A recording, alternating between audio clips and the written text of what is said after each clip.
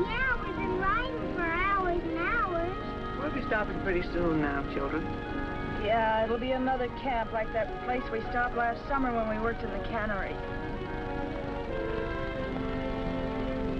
This is the Patch. People live here, some people. Those who can't find anything else. Wanderers, the dispossessed. But so long as there is hope, people will go on, looking for something better. Maybe even becoming part of a community. Looks like a town up ahead.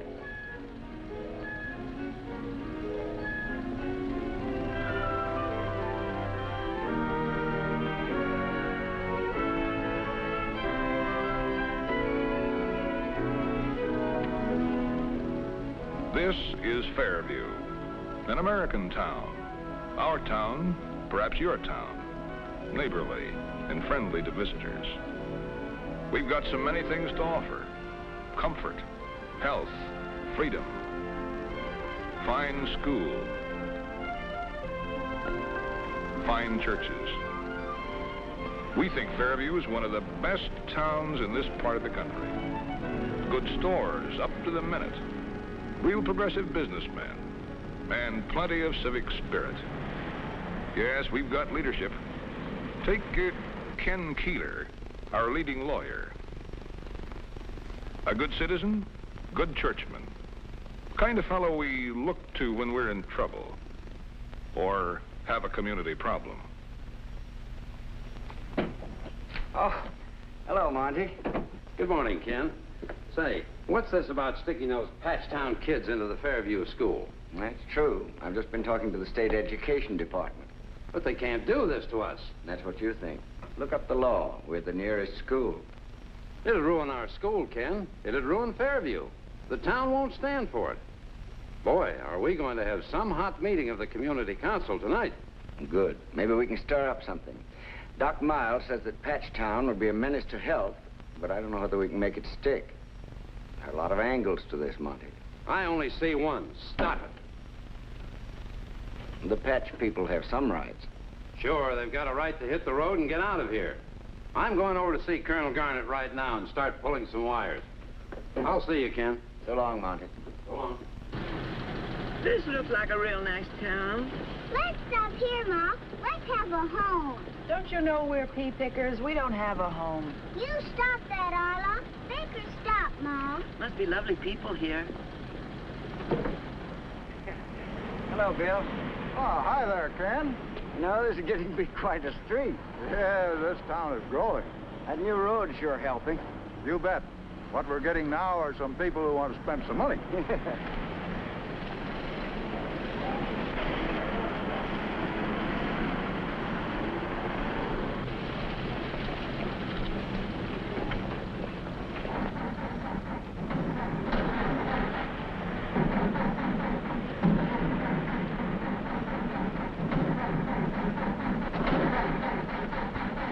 What's the matter, Paul? Oh, some spark plugs, I think. What's a spark plug? Go on, get it out of here. Get going and keep on going. That's what I'm aiming to do, officer.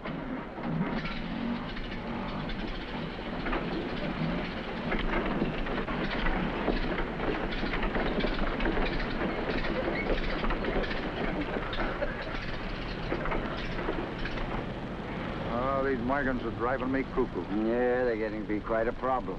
You can say that again. Most of our trouble comes from the migrant camps, over in the slum area in Mill City, or in the Patch right here in Fairview. You know, since they opened that factory, the migrants are coming into the Patch. If they'd only keep on moving, it'd be okay. But they want to settle down. See you at the meeting? Sure. Listen. If you want that patch cleaned out, just let me know. Well, I don't know.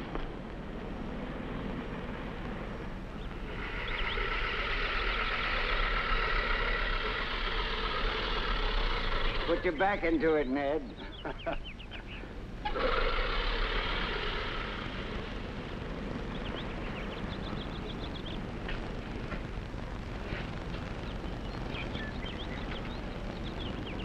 Son, get in there and hold that.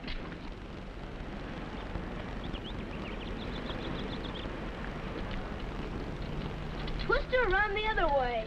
I ought to know how to set our own, Jack. Let me help you.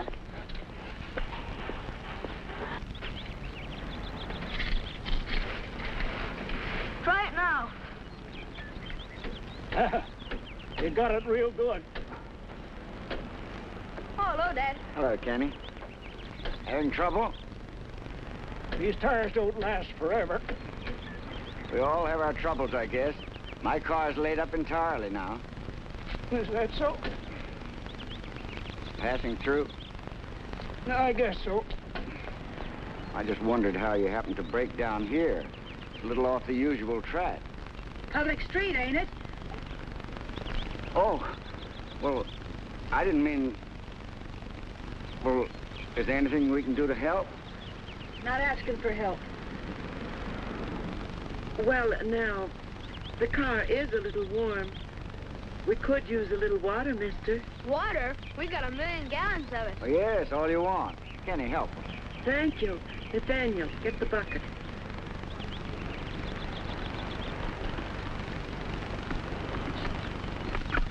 Gee, that's a swell bucket. Come on.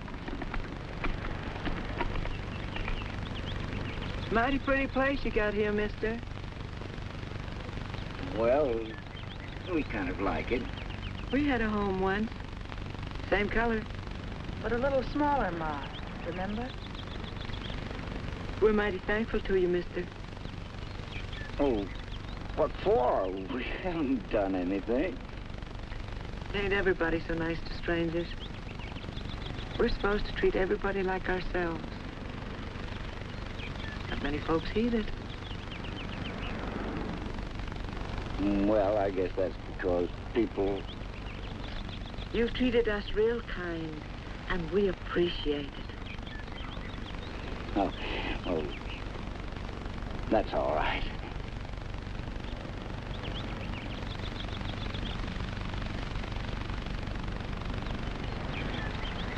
Anytime you want water, we got plenty of it. I suppose you got lots of running water in your house, too.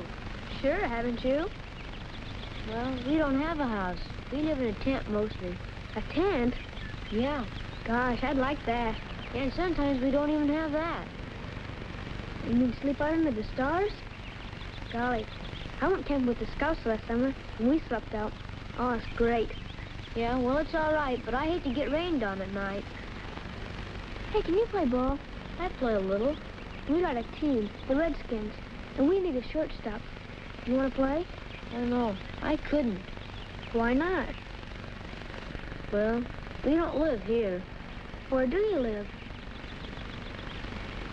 Well, we don't live anywhere. We just travel around. Well, golly, tell your father you want to stay here. We got a swell bunch of kids. Think I'd better go now. I got an extra minute you can use. Hey, the bucket.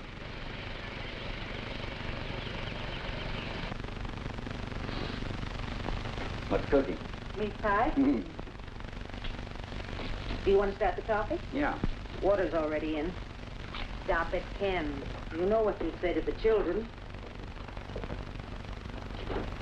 Anything new today, dear?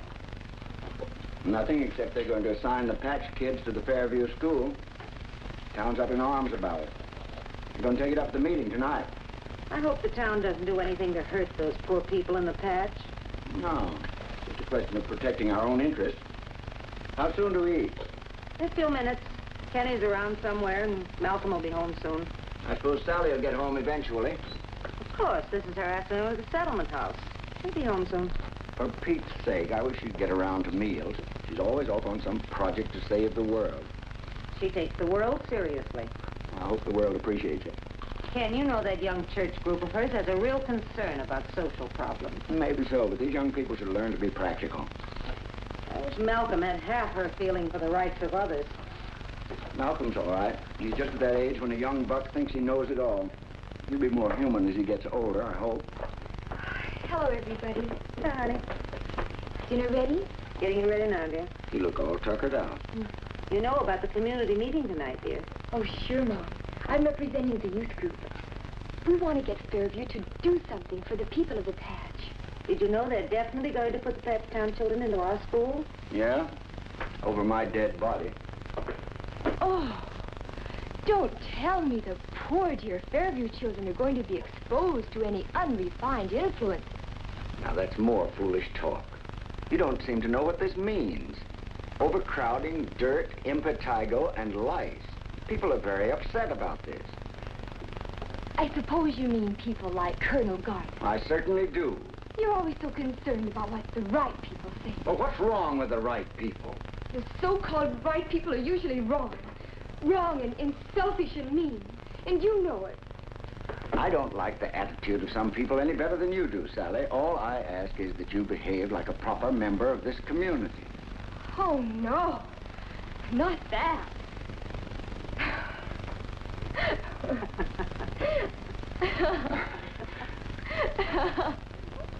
I'm sorry, Dad. You're a pretty good egg. You'd better get ready for dinner now. Okay, Mom.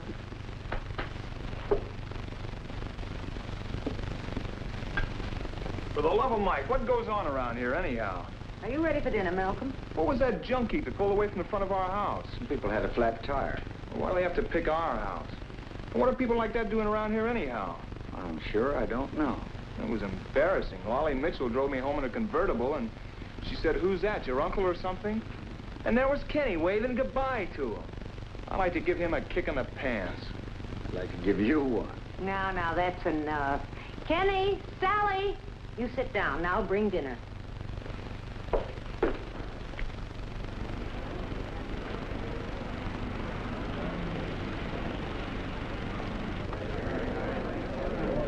You go along, honey. I've got to sit on the platform. Ken, Oh, hello, Mary. you know, I'm not going along with you on this patch business. And a lot of the other women of the church won't either. Well, I appreciate your viewpoint, Mary, but I've got the welfare of the town to think of. Hi there, Ken, old boy. Hello, Pete. How are you? Ken Keeler, meet Dave Farley. You've heard me speak of Dave. Oh, yes. Howdy, Mr. How do you do, Mr. Keeler? Dave's going to be with us here in Fairview for a while. Well, you'll find Fairview a pretty good place to live, Mr. Harley. Just average American folks. Meaner than all get out. Of course, we think we're a little better than average. Dave's on a mission here, Ken. His territory is this whole corner of the state. Mission, eh? You're taking a poll or promoting a new brand of toothpaste? Oh, no, nothing like that. I'm assigned to do a community job. Well, maybe you could give us some help. We've got a job to do right here. Say, are you the Harley my daughters are always talking about? Oh, of course, Sally Keeler. Yes. She's a great girl. Always on the side of the angels. Some of her ideas are beyond me. Look, we've got some people coming in. Why don't you both come over to the house after the meeting? Both of you. We're glad. Oh, thanks. Thank you. All right. Question addressed to Dr. Miles. Is Patchtown a menace to the health of Fairview? Of course it is. Garbage goes any old place. The sewage disposal is primitive. A family might come from 200 or 300 miles, bringing diphtheria or typhoid. And how about the Patch children coming into our school, Doctor? Well, naturally, these contagious diseases and infections could spread like wildfire. We know that these people in the patch need help, but their presence is a real menace to this community.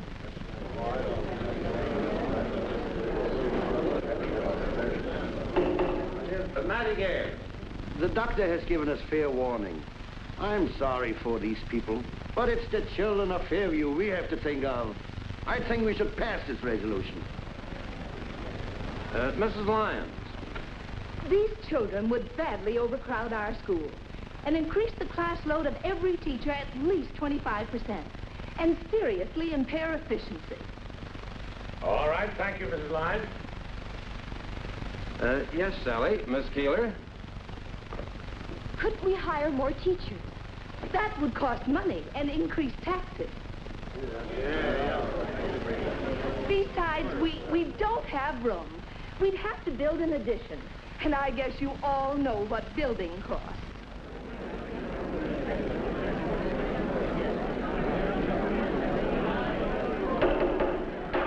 Just a moment, please. Miss Keeler has the floor.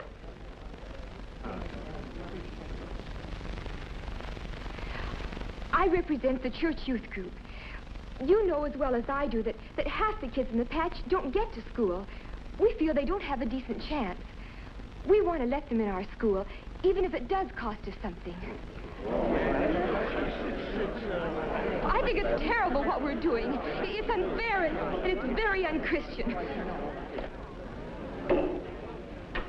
All right, we've had various views. Now there's a man here tonight I think we should hear from. A leading citizen of our town, Colonel Garnett. Thank you.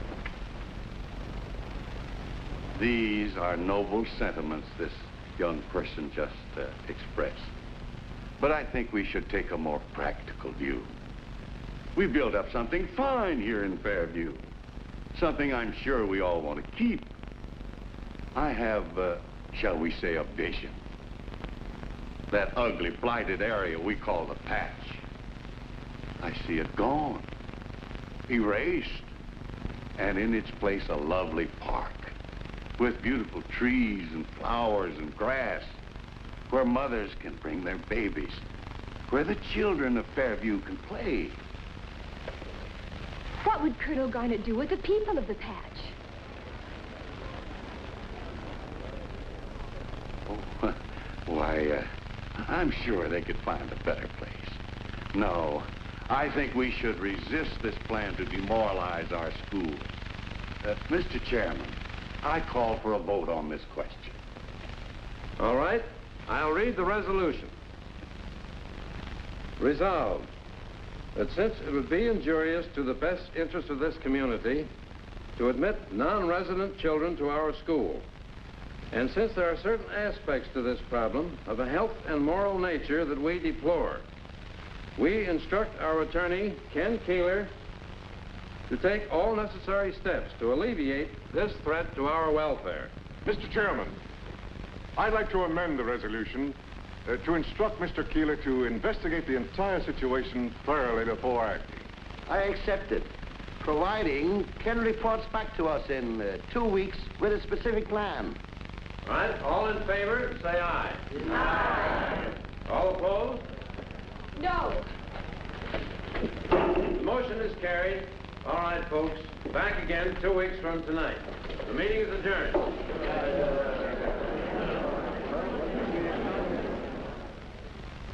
Ken, you've got a job to do, and I think it should be done without delay. Get rid of the patch, period. What do you suggest, Monty? An atom bomb? I don't care what you use. Burn the shacks, knock the whole place apart, but get it out of there. But after all, Monty, they're people. For me, they're pigs. Besides, the patch is a breeding spot for communists. Oh, they're people, all right. They just don't live by the American standards.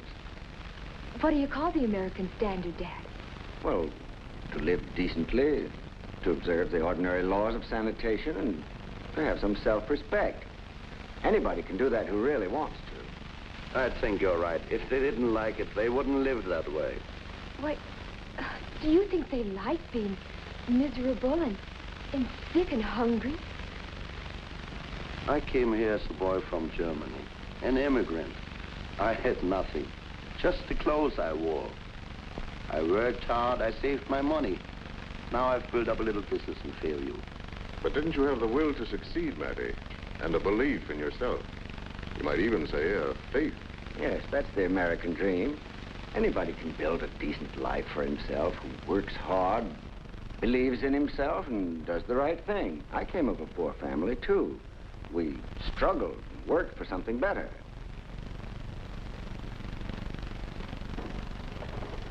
And because you did all right, then everyone who doesn't is just no good, huh? I didn't say that. Mr. Keeler, this American dream that you speak of, the opportunity and the will to build a good life, do you think it's something that should be taken for granted? Don't you think, rather, that it's a cause, perhaps, for which we should strive and fight? Well, yes. The people in the patch aren't even trying. Oh, you're so blind. What do you know about them? You never see them. Wait, how long has it been since you even set foot in the patch? I dare you to go and look at it. Why don't you go and see for yourself?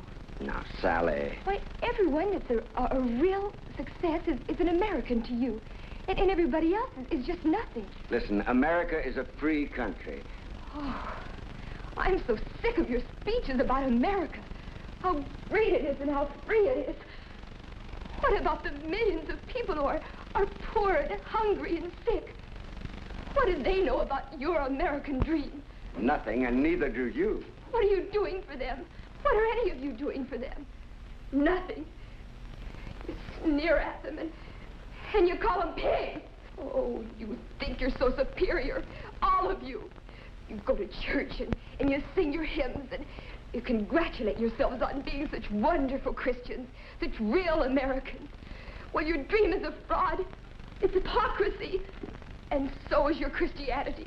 Don't you see? You're just hypocrites. Well, really? No wonder people become communists. They just can't stand the way you so-called Christians, you so-called Americans behave. Perhaps America isn't good enough for you. It certainly is not. Not your kind of America. Not nearly.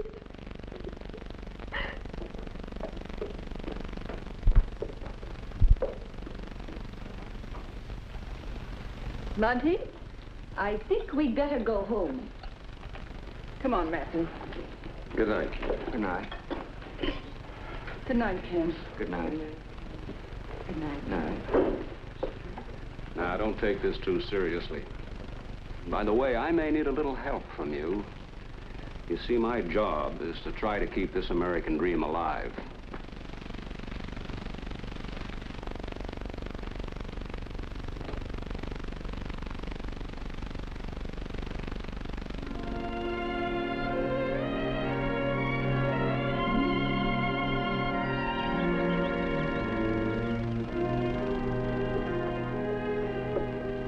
Well, here she is.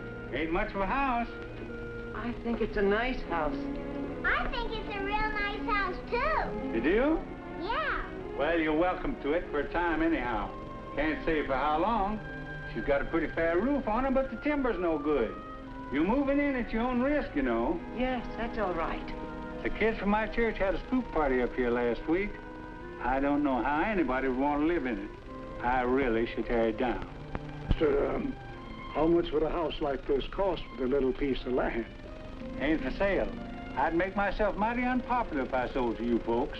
The town of Fairview don't want no more people buying into the patch. Oh. Well, I guess I'll be going on. If you come up to my place for anything, sing out. My dog don't like strangers. Bye. Goodbye. Bye. Bye. It does look nice, don't it, Arla? Pa, bring in the trunk. The trunk? You mean you want me to unpack the trailer and take out the truck? Yes. We might only be here a few days. Bring in that trunk. I want to unpack every last thing we've got in it. What for, Ma? We're going to make the most of this house while we've got it. What are you planning? We're going to live like folks should while we can. We're going to lift up our heads. We might even go to church.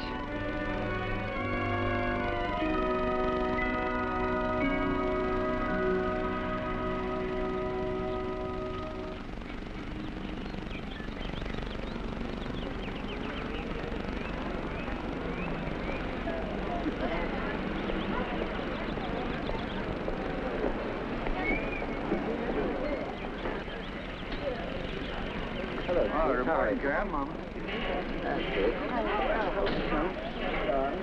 Park anywhere now. It'll be okay. Hello, how are you? How's your mother?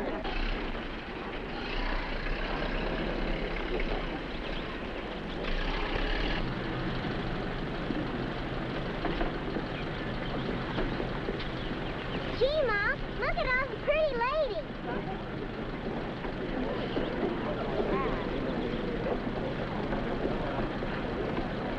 There's Kitty, Pa. Hey, Kitty! What?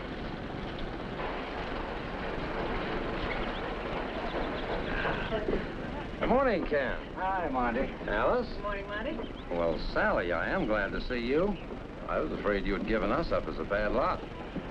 Oh, I'm sure she didn't mean it that way. Come along, Sally. Hello there, Kenny. How's that baseball team? Oh, it's getting better. Oh, that's good.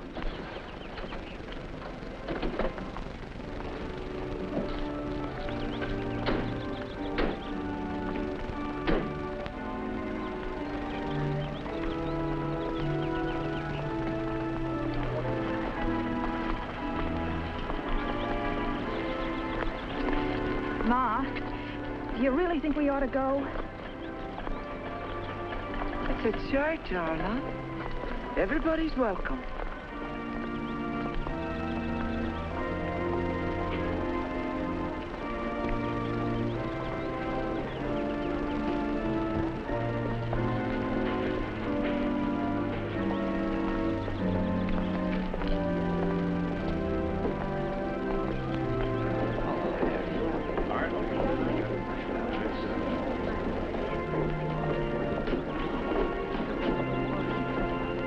Hello, Gladys. Good morning, Irma.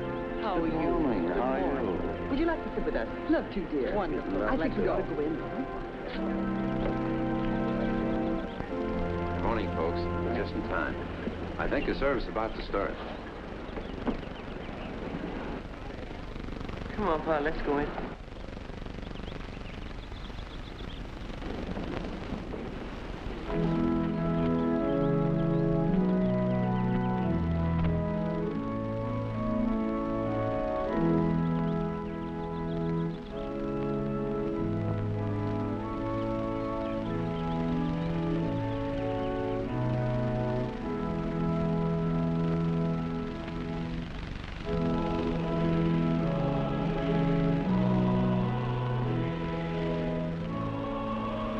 Ain't we going in, Ma?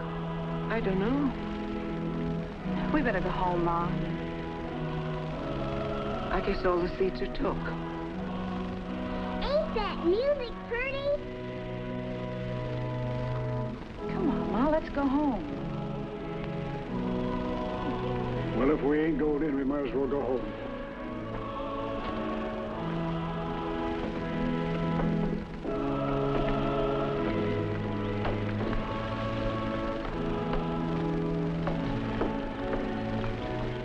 You are hypocrites, unchristian toward the people of the patch. For I was an hungered, and ye gave me meat. I was thirsty, and ye gave me drink. What was it Monty said? Drive them out. Burn them out. Get them out of here. I was a stranger, and ye took me in. Naked, and ye clothed me.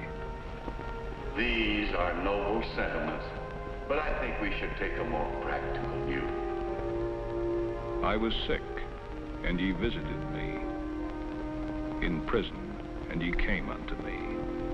But I've got the welfare of the town to think of. It's a question of protecting our own interests. Well, your dream is a fraud, and so is your Christianity. It's hypocrisy. Don't you see you're just hypocrites? Why don't you go and see how those poor people live? Why don't you go and see? And so Ken Keeler went off on a mission to the patch. Why? His legal duty? Maybe. Conscientious fellow Keeler. Hurt pride? Could be. He was only human after all. But it was also something else. Something planted deep within him long ago by his parents, in his Sunday school, by his church. Ken was the kind of fellow who had to like himself, to be able to live with himself. You see, he wasn't only human, he was Christian. And so Ken Keeler went to the patch, looking for a dream, the dream of freedom and decency that America had always stood for.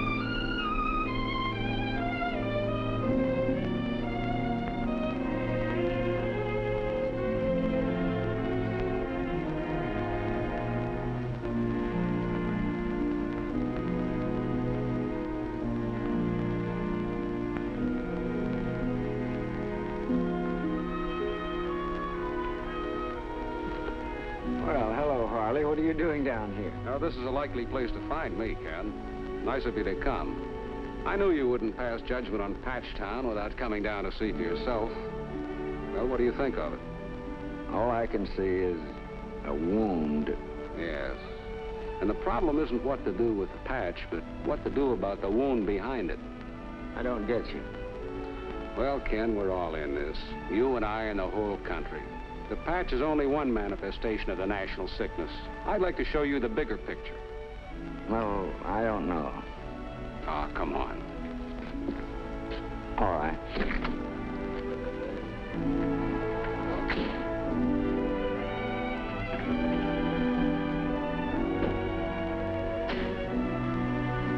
To see the picture, Ken, you've got to understand that America's on the move. Half its families have changed houses. Gone from the farms to the cities. Come north, gone south, shifted west. Maybe 70 million of them, chasing jobs, chasing rainbows. Many of them uprooted spiritually as well as physically. You mean people like those in the patch? People and families.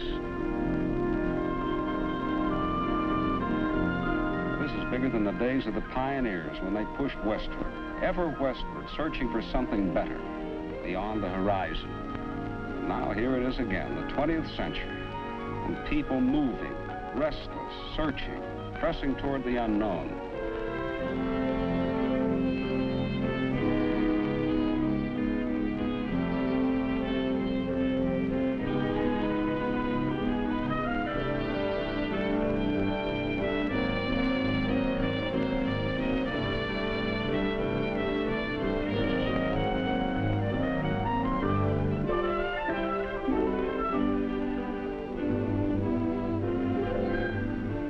Become of them? There's some of them. Look out there. Migrants? That's right. I understand they make pretty good pay. That is, when the whole family works. Sometimes, but it adds up to a poor life. Wherever they go, they're strangers, without voice or vote, not really a part of the community. These people are stateless, Ken. They're displaced persons, and this isn't Poland or Germany. This is America. But I don't understand these kids working. They ought to be in school. Yes, they should, but they're migrants, strangers. They don't feel welcome in the local schools, and often they aren't. There are many other places in this country where the mainstream of life has rushed on, leaving eddies and pools in its wake. Why, there are rural areas in this country without a doctor, without a teacher, without a minister. Thousands of others with no library, no recreation places, almost nothing of what we regard as culture and consider essential to our lives. Yes, Ken, this too is America.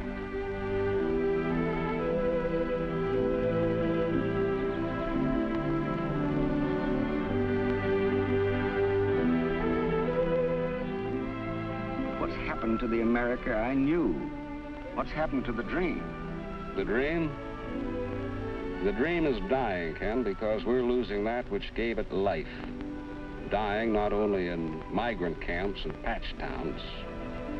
Let me show you another kind of a slum. Come on.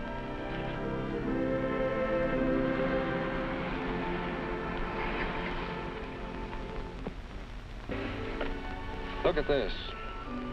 3 months ago, this was a pasture. Now look at it. There must be 1,000 homes there. Houses, not homes. These people have been spiritually uprooted. 40, 50 million people move into communities like this all over the country. Lovely houses, aren't they? Yeah? Do you see a church? No. You won't. This, too, is a patch town. The wound is there as long as the church is not. To many of these people, the American way of life is becoming the pagan way of life. They're losing the spiritual basis to the American dream. How do you mean? Where did your American dream come from? From the Christian belief that the individual has rights and freedom and dignity as a child of God. It is a solemn obligation of every Christian to make that dream come true. But how can we do that? Through the pioneer outreach of the church. The church is at the forefront of these new frontiers, bringing Christ where there is chaos, endeavoring to revitalize that dream. We call it home missions. I always thought that had something to do with Christmas baskets. No, it's a mission to America. We've got to change conditions, Ken. But to do that, we have to change people. Christ changes people, and through people can change communities and remake the world. Let me show you how we're trying to do this. We're attacking tremendous barriers, Ken, worse than the days of the pioneers. Barriers of suspicion, hate, fear, mountains of exploitation and injustice and prejudice. And tomorrow I'm going down to Capsville to try to mediate a strike. And down at Friendship House, where we're going, we have a project in race relations. We're trying to build a community out of a slum.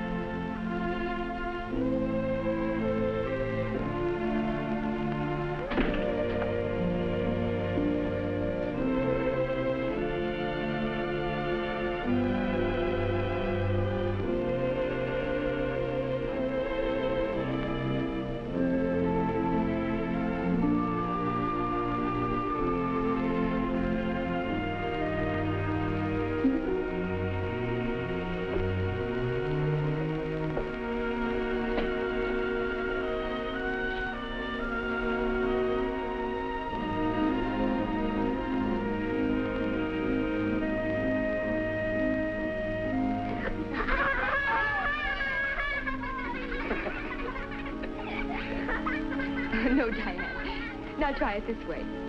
And let me show you. Why, it's Sally. Yes, she's the church. Wherever you find Christians bringing faith into the lives of others, there's the church. That's the miracle of it.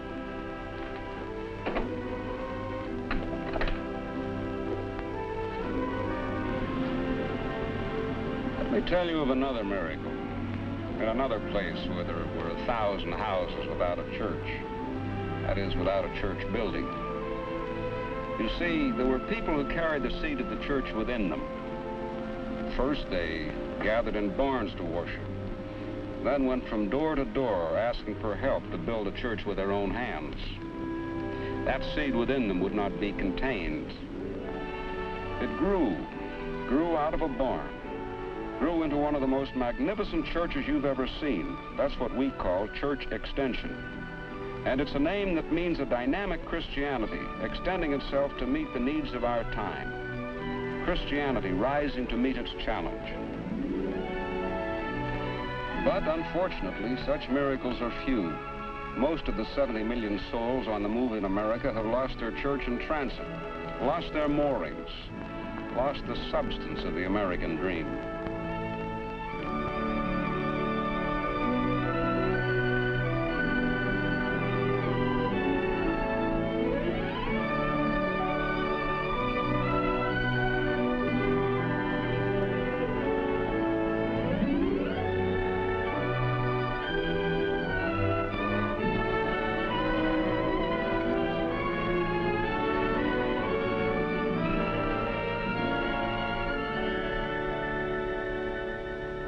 Ours is a mission to America, Ken, to try to change conditions like those in the patch, and to change people. But we have another mission, to change people who have forgotten their fellow man, who have forgotten that the American dream must be lived by each of us if it is to endure.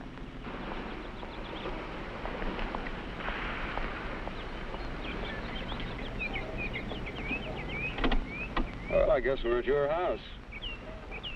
Oh, Harley, I'm sorry. Here, let me drive you home. Oh, no, that's all right. I've got a job to do in this neighborhood. Goodbye. I hope I've helped you find that dream. Goodbye. Thanks for putting up with me.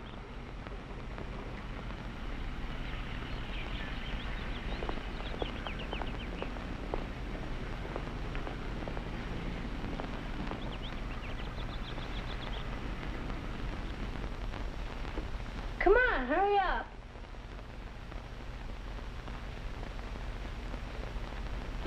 Don't be afraid.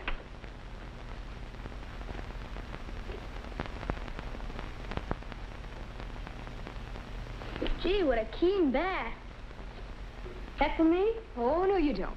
That's for the Church Indian School in Arizona. Ah, gee. They're very poor, Kenny, and they need our help. Nathaniel doesn't have a bat. Oh, this is Nathaniel. Nathaniel, meet my mother. Hello, Nathaniel. Hello. My sister, Sally. How do you do, Nathaniel? Hello. Here, you give me that before you put your name on it. Hello. Hi, Dad. Hello, Dad. Hi, Kenny. Why, hello, Nathaniel. Hello. You boys been playing ball? Practicing. Hey, can I have $1.25 for my allowance? We need a new bat. I guess so.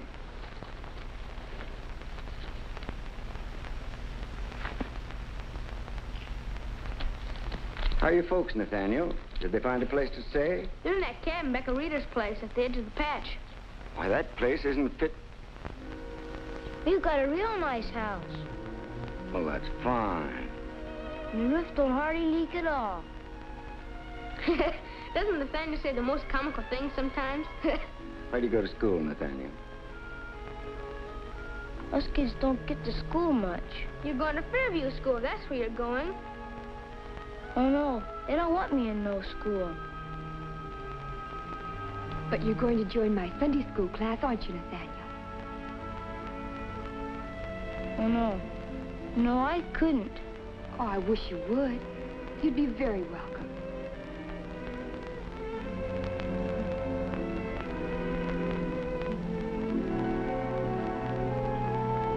Come on, kids. We've got some milk and cookies in the kitchen. Oh, wait, come on, Nathaniel. Come and see us, Nathaniel. Come often. We're glad to have you, son. You run along, get your cookies.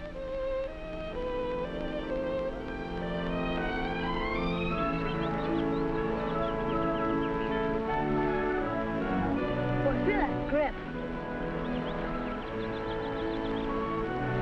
Sure feels nice.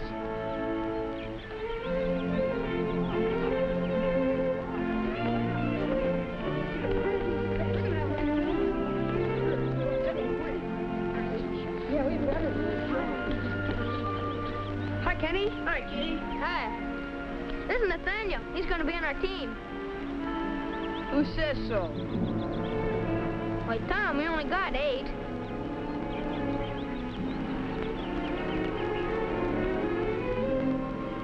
What's your name, kid? Nathaniel. Nathaniel Ashby.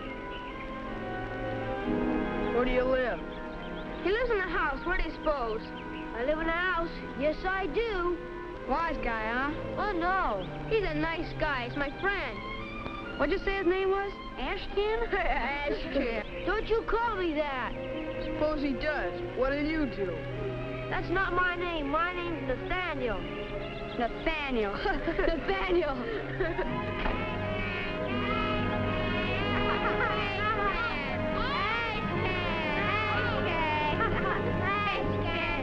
You cut it out, Tommy. Can't you give a guy a chance? Well, okay. Nathaniel's a friend of mine. If he doesn't play on the team, I don't. So make up your mind. Hey, what's the fuss? You keep out of this, Malcolm. Who's this guy? Friend of Kenny's. Yeah, his name's Ashcan. Hey, you're that migrant kid. Go on. Cut it out, Malcolm. I'm going to tell Dad. Beat it, you, and don't let me catch you around this house again.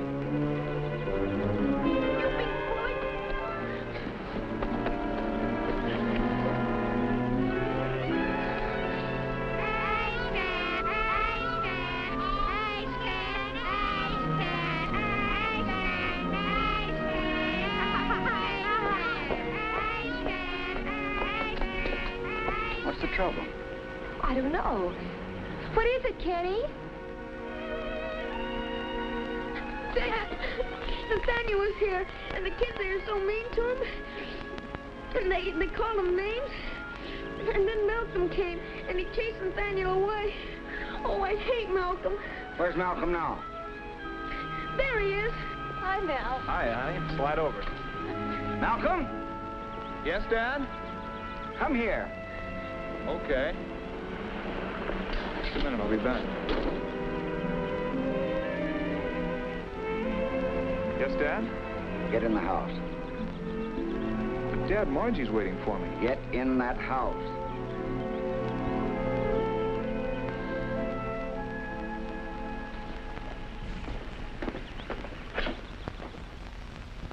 It was a mistake.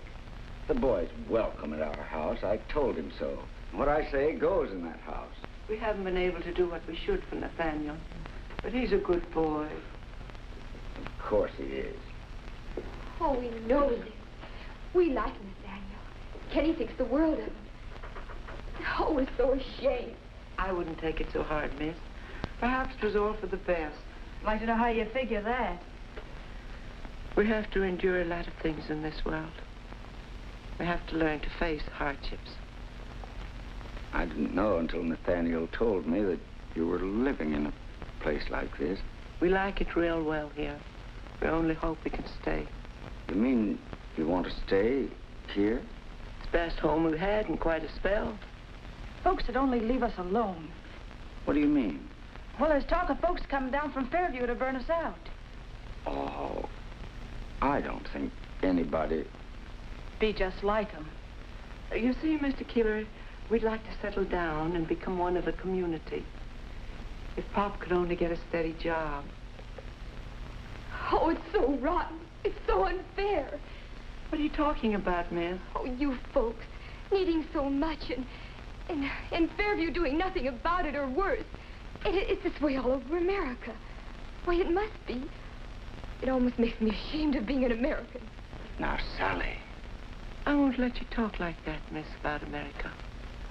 It's a wonderful country, and don't you forget it. America is where a body counts for something.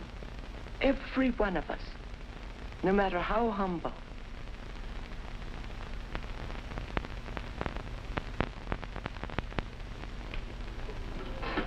Let me tell you something. There have been times in wandering around the country when I've been a little discouraged. When our son Ezra died, things looked pretty black. But a young man came from the church, a minister to us migrants. He told me that God cared, that I was to bear up, love my neighbor, and do my part. All the strength that came from God, so as I could get love in my heart and go on. Oh, but we were the ones who were wrong. I'm afraid you're a little discouraged just now. We all get that way. We must try a little harder, pray a little harder, and then we see things straight again. And we realize what a wonderful country this is. I don't suppose there's a country on earth where there are so many good, kind, neighborly people who care about a body. We don't always see them, but they're there.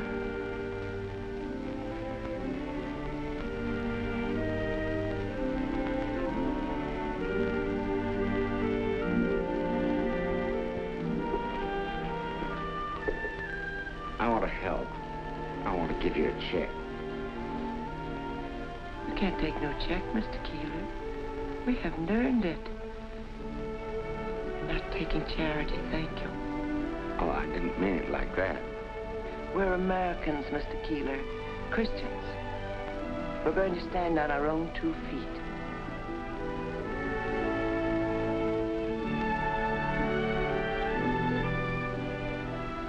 Oh, I'm sure you meant it kindly. I thank you anyhow. Oh, if there's anything we can do.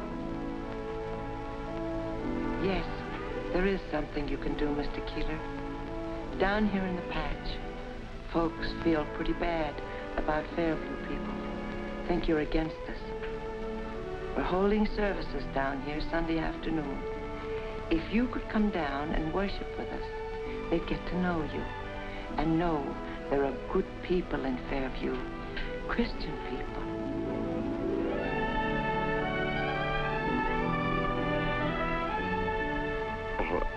I doubt if I can.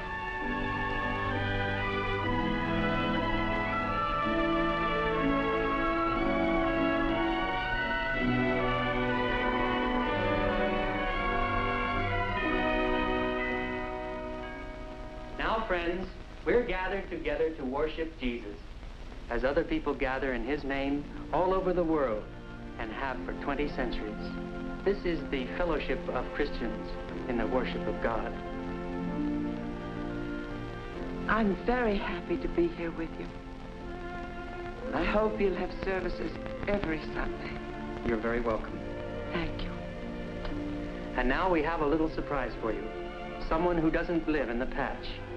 Mr. Keeler, I believe these folks would like to have a word from you.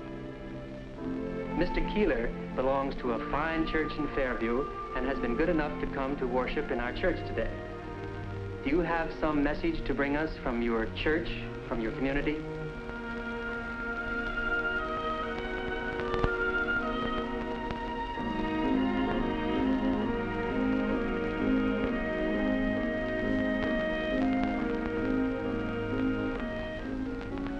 I didn't expect. What I mean is, well, I'm very glad to be here with you at your service.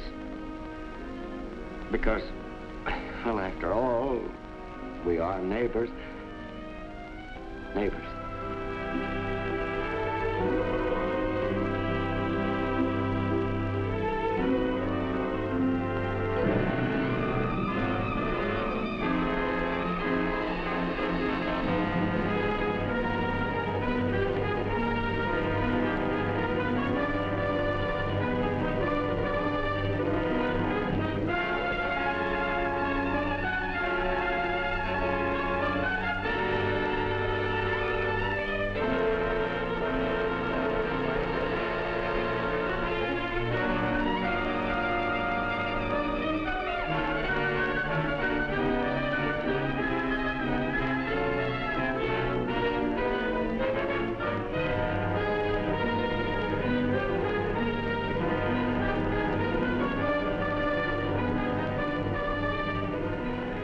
You know, we moved to Fairview because we were told it was exclusive. So? Well, let's keep it that way. Well, look what happened to the Wilcox girl. She went for a walk near the patch and those hoodlums chased her. We've got to get rid of the patch. This thing is getting worse all the time. Say, Reader, Well, hi, Chief. you got some folks living in that old cabin back to the woods? Why, yes, there's a family living back there, just temporary. Why? I heard different. Fellow by the name Ashby, he was talking to Marty Feldman today about a job, a permanent job. Says he wouldn't mind staying. How do you like that? Well, you can't blame him for that. You wouldn't want to set yourself up against the will of this community, would you, Reader? Why, no. I got a suggestion to make to you. Put a corner over in my car.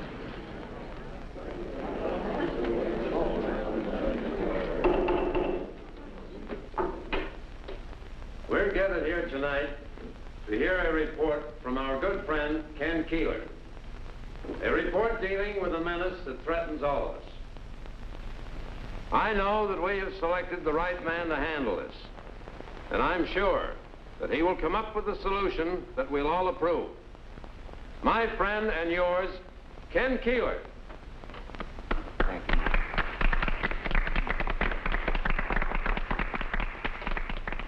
The patch is a menace. We have every reason to be afraid of it. Afraid of its dirt, its disease, afraid its children will infect our children, lower the standard of our school, our standard of living. But I think there's something we should fear much more than that. Something within ourselves, our selfishness. Oh, I have it as much as any of you. The feeling that we're better than these less fortunate neighbors of ours. The fear that they may somehow take from us the things that we have, our comforts, our luxuries. What is this? Where is your report? I know what you expected of me.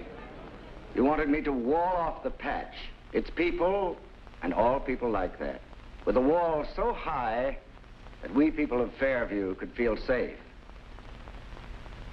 But you can't do that. I've come to see that we were wrong. Mr. Chairman, we sent Mr. Keeler on an errand. Sit down. Let Ken talk.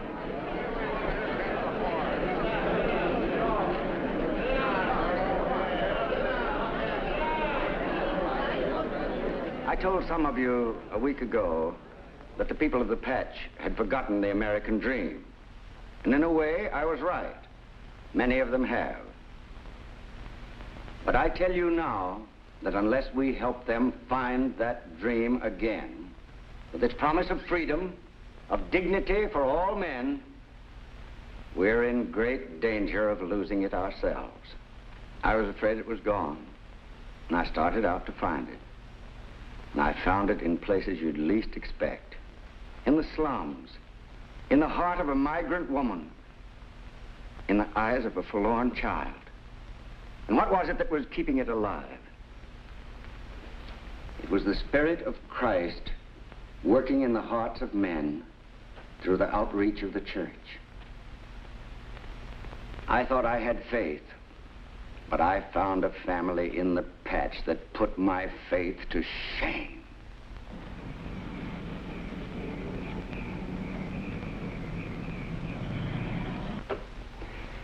You sent me on a mission to thwart and destroy the patch and scatter its people, strangers within our gates. But these people aren't strangers.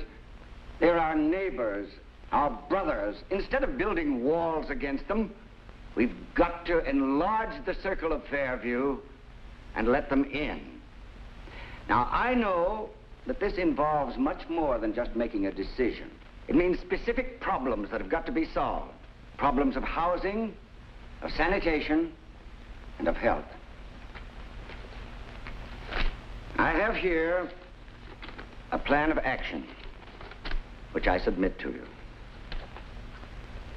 It involves sacrifices on our part, work. But this is our Christian responsibility. We speak of the dangers of communism. Communism is a menace, but only because America is weakened by an even greater one. We've got to keep alive the American way of life, and we've got to make sure that it's the Christian way of life. Otherwise, in our folly, we may lose everything that we hold most dear.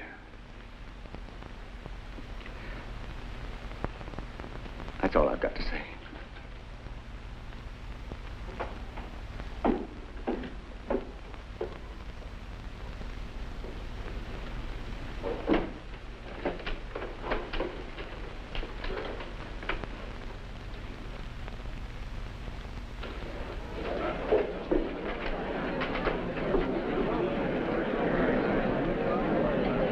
Mr. Chairman, I move a vote of censure. This is a fine thing.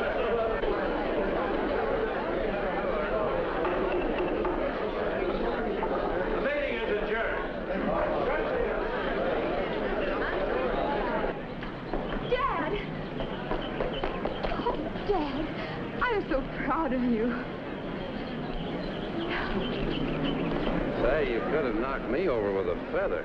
Whatever made him do that? You ask me, Ken gave us something to think about. Right from the shoulder, too. I didn't know the Ashbys were friends of Ken's. What made you put him out, Rita? I don't know. Isn't there some way we can help those poor people? Well, dear, do you think you've ruined yourself for good in Fairview? Well, I doubt it. I made them mad, but they'll get over it. The people of Fairview are made of pretty solid stuff. After all, you found you were wrong and you admitted it, that's all. Yes. I was wrong. But a certain young lady had to practically stick pins in me to make me see it. I was wrong too, Dad. You? Mm-hmm. Me. I lost my faith in people and in my church and in my country. But I'm beginning to find it again now. You know, Ma Ashby showed me that I wasn't a Christian, really. I was so unloving. Even at the settlement, I hated the dirt, but I didn't really love the people. And that's all changed now? Oh, Dad, I'm beginning to see now.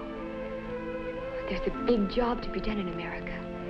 But if Christ helped me through Ma Ashby, why, he can help others through us, if we help him do it. He can. Can't he, Dad?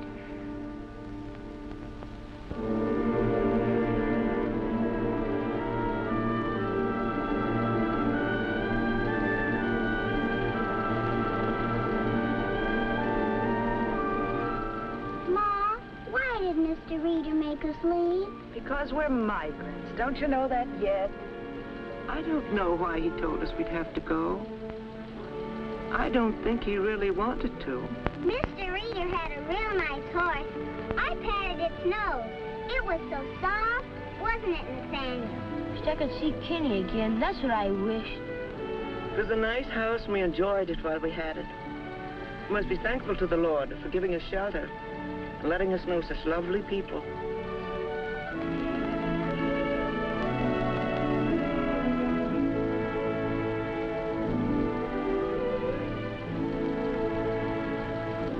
What does that sign say, Arla?